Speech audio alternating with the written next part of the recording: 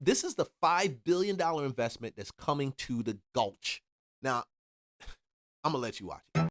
The Gulch is this area right in the middle of Atlanta, sort of dark, dank, no man's land, under the roadway, an extremely difficult, intractable place to develop.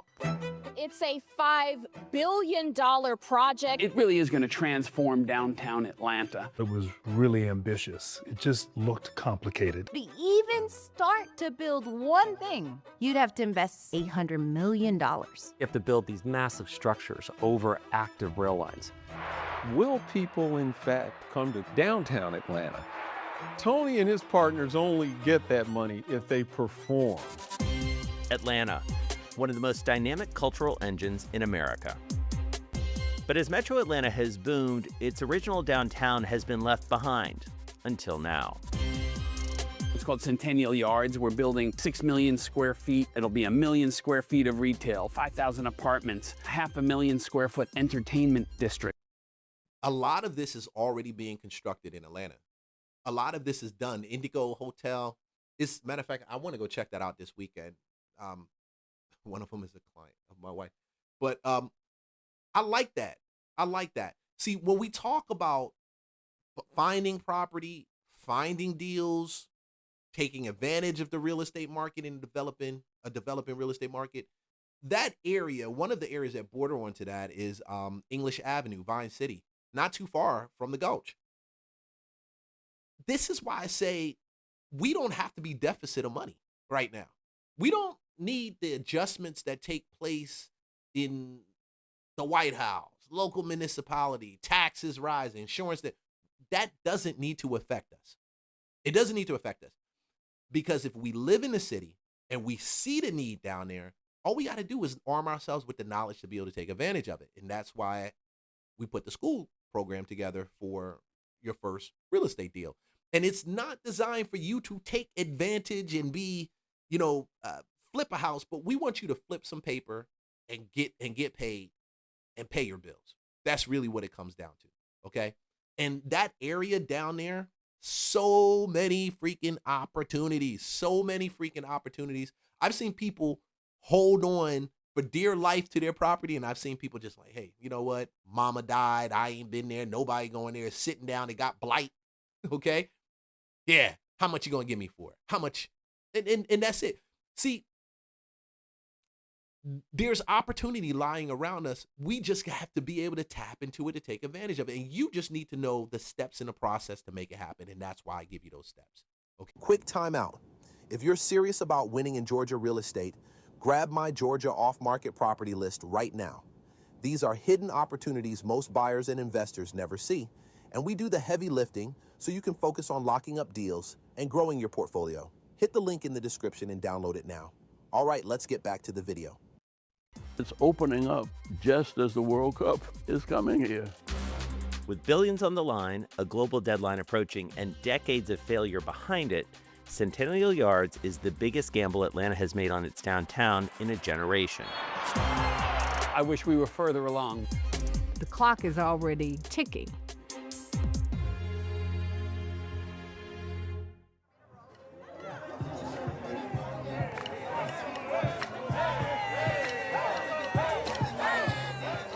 Tony, here we are, State Farm Arena, home of the Hawks. What's this all about? The Atlanta community treats MLK weekend as something extraordinarily special. This is the home of Martin Luther King. Now we live. I'm not gonna do the whole one is 10 minutes, but I'm not gonna do this whole video, but I am gonna point out some very interesting things that Atlanta has going for it that I believe a lot of people are sleeping on, even though Atlanta's had an influx of people moving into the city already. Okay. And everybody's like, oh man, are these people coming in? I don't want everybody moving to Atlanta. But this is why the $5 billion in infrastructure rebuild for downtown is so necessary. Okay. And just to give you perspective, I'm familiar with the place because I sold the largest condo down there, 2-story condo down there, and it was like phenomenal, 1.9 billion. I love the sale. It was a phenomenal sale. This is when downtown was starting to actually build up. Yeah, Centennial Park. You can go check it out. Etched in stone. But there's something about that downtown area which the development has been really, really struggling. That Gulch is right across the street from Mercedes Benz, from State Farm Arena, and it's just been sitting down there. But they've been really trying to move that project forward. And I low key believe that a lot of the purchasing should be around that area. When that's done, and they've been saying it's coming. They've been saying it's coming. They've been saying it's coming. Now you're like, Leon, like, what do you really mean? Okay, so this is not the first time we got a bet for Atlanta for that to build up that particular area. Okay, so reinvestment. We've had 2 investments. This is the second investment. Okay, first investment, $5 billion city-backed investment was pushed by Mayor Andre Dickinson, right, in place right now. And there was a private mega development. This is what we're talking about for Centennial Yards. Now, initially when we did that, the $5 million back investment by in 2025 focused on Southwest Atlanta. Neighborhoods have been historically neglected. That's why I say you got to go into these places, find these deals, make that extra money, because you're helping build the local community. And don't listen, wholesaling isn't designed to snatch every last bit of equity out of it. You make a little bit of money, you move on. A little bit of money, you move on. When you do that, and it's a win-win, and this is what I always believe in this space, everybody wins. They come back and do business with you, right? Where's the money going? Affordable housing, public safety, parks. That was the first run. Health structure, infrastructure upgrades, Vine City, Bankhead, Campbellton, Campbellton Road, West Side, East Side corridors. This was the funding. And how was it funded? They used tax allocation districts, basically future tax revenue funding current development. That's what they did, okay? Now, this move right here, $5 billion private redevelopment of the Gulch downtown, one of the largest projects in Atlanta history, 50 acres mixed-use district. There's a lot of mixed-use districts in Atlanta right now. And that mixed-use model, I was driving by one on University Avenue. You don't know where it is. That's pretty much where the old Braves Stadium used to be. Phenomenal build right there. I love it. Apartments, hotels, they're planning for retail, restaurant space, office space, entertainment venues. And you're like wondering, Lena, where are these people coming from? I told you, we have 60,000 people moving to Atlanta on a yearly basis. Even with the decline or the suffering or the issues that are going on economically, people are still moving here because we're number 4 when it comes to first-time buyers. And we're going to talk about where we stand with renters pretty soon. It's still cheap. It's still very inexpensive compared to the other major metropolitans. Why it matters? It turns the dead zone into a 24/7 downtown hub. And we got the 2026 World Cup Atlanta Olympics coming, World Cup coming to Atlanta, and it's going to push tourism. They're not going to have this done by the World Cup. They just hope to have most of this done by the World Cup. But it started around 2024, and it was fully built. The full build out they're expecting 2030, 2031. So you got time. You got a bunch of time. When I say a bunch of time, I mean you got a week. Okay, really, you got a week to get in and to learn how to make this money work down there and to help push the community. I truly believe when investing, because these guys are nothing but big investors. Think about it. They're big. They got big money. They can't buy a bunch of land and go, oh, we're going to build a bunch of houses. But we can develop the commercial portion. And when that's developed and it's mixed use, everything around there benefits from it. Everything. And you want to be in that place where you'll be able to benefit from it, right? This is a wealth plus energy magnet for downtown, but critics are saying heavy tax incentives are involved. Risk of just redistricting. Sorry for the fumbling words. Redistributing. That's versus creating new growth. I've always felt like a lot of these things they fight for, they want to keep the old Atlanta, which is great to do, okay? But we have to give some type of incentive for these people to come down, and they got to hire locally. If Atlanta can control that, we can do great things. Your crew is ready. Your pipeline is full. The only thing missing? Capital. Our construction build product gives contractors the leverage to break ground on more projects without draining your reserves or turning down jobs. Click the link below and let's get your next project off the ground today.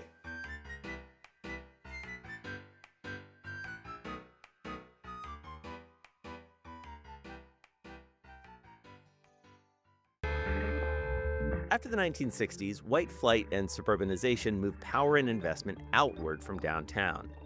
And as Atlanta grew, the center of gravity started to shift. Right after I got in Congress, we started building Highway 285, which circles the city. You started seeing these other skylines begin to take shape. My generation coming out of college in the mid-90s, like Atlanta was the place to be. Atlanta influences everything, whether it's the hip hop community or it's Tyler Perry Studios, Fortune 500 companies, or the Atlanta University Center. By the 1990s, Atlanta was a city with a growing global footprint. Winning the 1996 Olympic Games was supposed to bring the world back to downtown. The summer of '96, being on that Olympic team, playing in the old Georgia Dome, there was a lot of optimism for downtown Atlanta in terms of what the Olympics was going to bring. And I know there was disappointment that it didn't have that impact that everyone thought it could. When the games ended, downtown failed to hold on to the Olympic momentum. Its many notable attractions and neighborhoods still disconnected from one another due to the massive 40-acre swath of abandoned. Look at that. So Gulch is right here, Ben Stadium right there, State Farm right there, and then you'll actually see it. You can see State Farm from right here where the Gulch is. And go to the other side, you can see Mercedes-Benz. This is prime location. I sold the biggest penthouse right around there, Centennial Park Drive. Crazy, I love it. Man, I tell you, that mug had an elevator in it. You had the front and the back. We would go out there and watch fireworks on the 4th of July. Yeah, invite it. I helped them buy it, helped them sell it. Blah, blah, boom. So, yeah. So, phenomenal location. And I've always wondered why that area just stayed empty. I always wondered. Now, part of the reason the Gulch is like that, too, is you got railroad tracks that run back and forth underneath there, and they got to really build on top of the tracks. You're literally going to put things on stilts. And I don't think to do that, it costs a ton of freaking money, okay? But get yourself in a position, because I want you to think about this. There's going to be, which I've seen already, condos getting hit. The condo market in Atlanta is going to get hit. And don't take it personal, because with the inventory issues having to do with Atlanta, with the buyers in control, not everybody wants a condo. Condos and townhomes are normally the very first thing to take a hit in any type of market. So think about this. If you wanted to invest in a city, which I saw somebody do this, and this guy was from Kansas, and he bought what we were selling down there for the Centennial Park. But he bought it to be able to come back there, chill out in the penthouse, watch the game. His alma mater was UGA, University of Georgia. You can do the same thing. As these condo prices drop, it's going to create opportunities for people to buy these condos at lower discounted rates, because sellers got to sell and they got to move, right? All of that helps the development, whether you turn around and you rent it out or whether you keep it as a second place and you come down for all of the great things that we have in Atlanta, in the city. But I tell you, and I'm going to keep telling you over and over again, that if you start to invest, if you want to get into the city, all of this surrounding area is where you need to look out for. And more importantly, if you want to find out deals that are out here on the market, I got that free off-market Georgia property list already. You can subscribe to it as a free list. It goes out once a week. La-di-da-di, everybody, right? You'll be good to go. Let's go. And undeveloped land. When the baseball stadium left downtown, which happened just as we purchased the Atlanta Hawks, we had determined then that we thought downtown Atlanta could be a really remarkable transformation if done properly. We had an appreciation that there was this rather large parcel referred to as the Gulch. I guess for the prior 100 years, no one had figured out what to do with it. The junction of railroads that gave downtown Atlanta its original purpose left an engineering puzzle that no developer had been able to solve. You have to build up to get its street grid. We estimate that costs $400 million. Second is in the hole, there's no infrastructure. No electricity, no water, no sewer. Maybe what? Another $300 million? These railways are still running. Yeah, this is an active rail line, that's an active rail line. The MARTA line runs through right there. Does that complicate construction? Extremely. So everything we build has to be on stilts, essentially 40 feet up to match that level of the viaducts. Like I told you, and like I told you, on stilts. And we're not going to stay on this video too long, okay? But on stilts. This is the reason why it's been slow. You know, and I used to be the person that would say, in real estate, I would be impatient. I'm like, why isn't the deal closing? Why isn't this happening? They need to move faster. The attorney needs to get this done. The attorney needs to get that done. When I discovered that, I really understood that sometimes a lot of times, 99% of the times, these delays are good. You need these delays. No problem. You're like, Leon, I want to close. I need my money in my account. Chill out. Let it work itself out. The delay doesn't mean denial. Look, see, I'm giving you all the gems given to me by my mentors, right? The delay doesn't mean a denial. It doesn't mean a denial.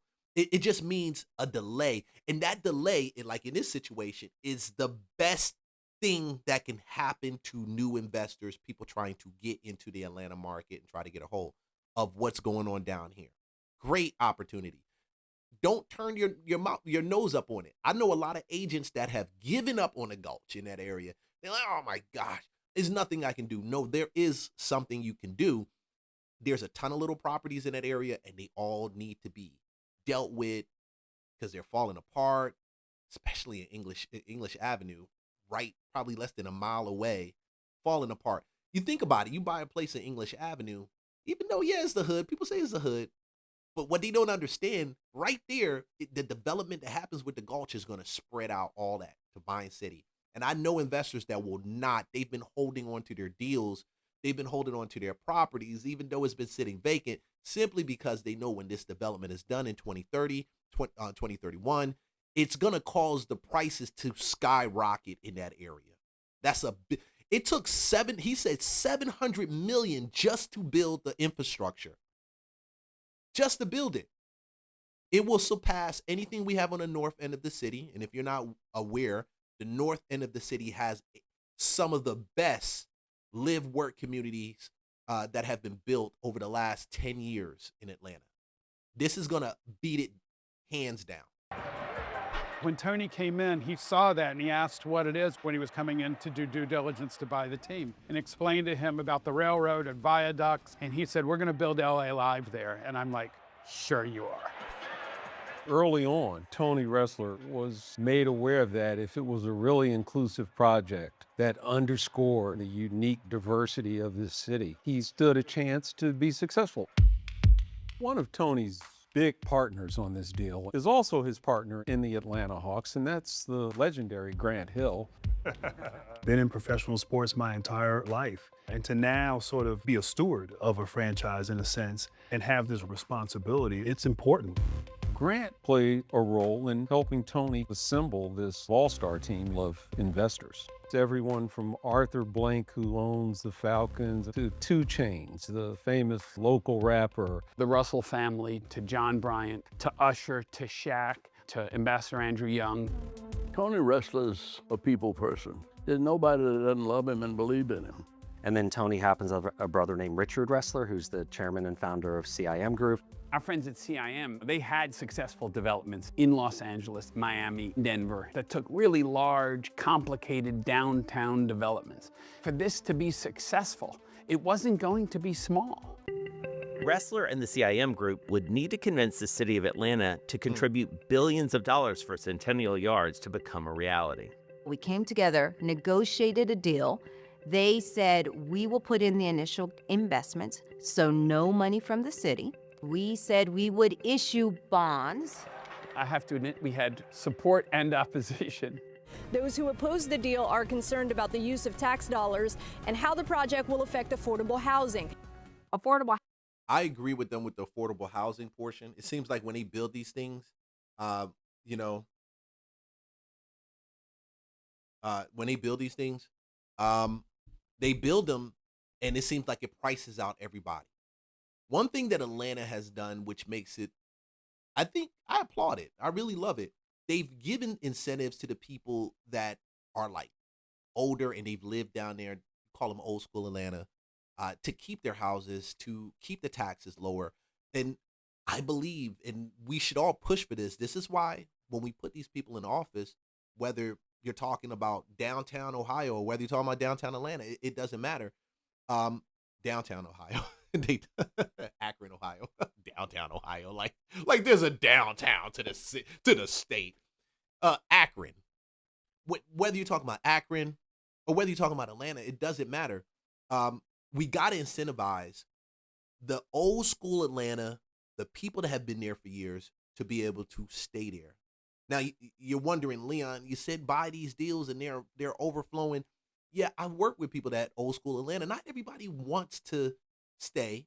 Some people want to sell, and you can be a good vehicle to help them sell when they want to sell.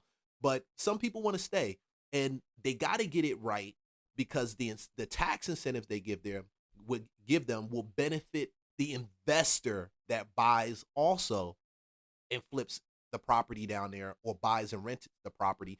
See, we can take care of the affordable housing issue locally. We don't need the government nationally to do anything great. We just need the right people. We just need the people that we voted into office to use common sense and incentivize these people to be able to stay. See, I like when I buy a place or when I'm looking to buy a place, I love it when I see the residents that are there and they've been there for years.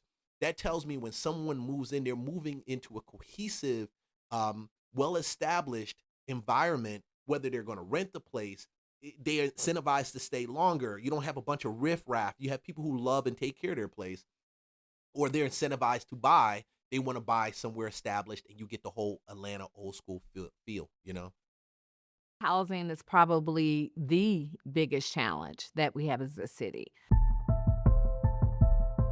So when this huge transaction was before me, I had this whole wish list. I said, I want an affordable housing trust fund, equity ownership for minority participation, and the list went on. There was an in lieu of contribution that they would have to make if they didn't hit certain numbers towards affordable housing. And they didn't hit those numbers, and they had to write a very big check for it. That allowed us to create this $28 million affordable housing trust fund. And we got it done. Hooray! A Fulton County judge upheld the city's issuance of the bonds, and Centennial Yards could finally move forward. We think at the end there's going to be upwards of 10,000 jobs that are going to be created. We take on no risk, we put no initial dollars, and yet together we're going to build the tax base, property tax and sales tax. If they do not generate the taxes, there's nothing for them to pay themselves back. Construction began in 2021 and completion is years away. But another global deadline is much closer, the 2026 FIFA World Cup. And to give you insight, that same tax, these tax incentivized programs that they give to the builders that happen, if we look at Atlantic Station, that's 10 years. How long has Atlantic Station been around? Probably about 10, a little bit longer, right? A little bit longer. But it was built on that same tax incentive program, okay? Ponce City Market, if you get a chance, you don't know anything about that. That's one of the oldest railroad station marks in Atlanta. Historic Atlanta, was a railroad station hub. That's what made Atlanta what it was. It wasn't because it was the capital, and it's not the capital of Georgia. That's the thing. But it was the main connecting part for all of these railroad hubs. And so doing what she said with the tax incentive, it will help and it should bring in the tax dollars. So they can do it. They can do it. Damn, I wish we were further along. Yeah, We're going to have some things built. It's just been a lot of political. It's the same thing what Trump was talking about, and he was right in this aspect. There are a lot of loopholes. There are not loopholes. Red tape that's holding back a lot of these projects from moving forward. These guys, they're going to give the money to the city. That $28 million that Lance Bottoms was talking about, they collected it. They know how to actually put it together.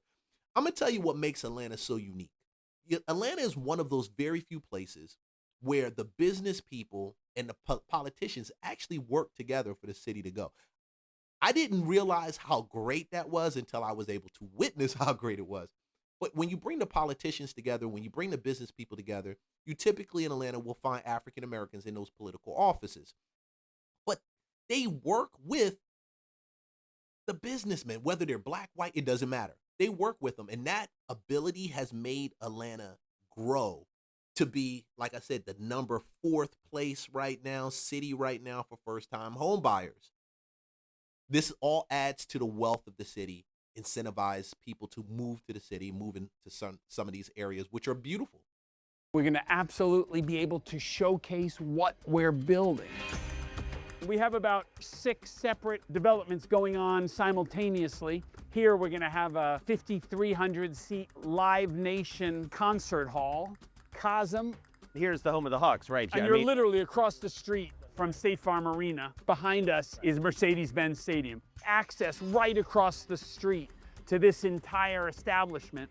I just think in the world we're in now, we need to connect. We need to see we have more in common than not. I see that all the time in our arena. Having that downtown, having sports, having entertainment, all of that, that is so important. It's time for people to come together. The biggest challenge will be to make sure that all of our communities get to be a part of it. That it's not this place that people are outside the glass looking in. Tony Ressler, he's like Hank Aaron, came here when we needed a winner. Hopefully it will become the axle around which the city will spin. We got a vision of the city of the future. And Atlanta is becoming the city of the future. Whether Charlotte does what it does, I'm not even concerned with that. This place is very unique. And bottom line, what it comes down to is you got to follow the path for forced improvement, okay? Because when you follow that path, that's when you find the deals. That's when you find the fix and flips. That's when you find the buy and holds. That's where you find heavy appreciation. And that's where real estate really becomes fun, you know? You're part of something that's developing, that's new, that's growing, and you follow the path of capital concentration, you'll see developers, okay? And appreciation, like I said earlier. So all of these are the reasons why you need to go to the school community when this drops and become get into my first get a real estate lunchbox in the school community and get your first real estate deal done and make some capital, learn some skills,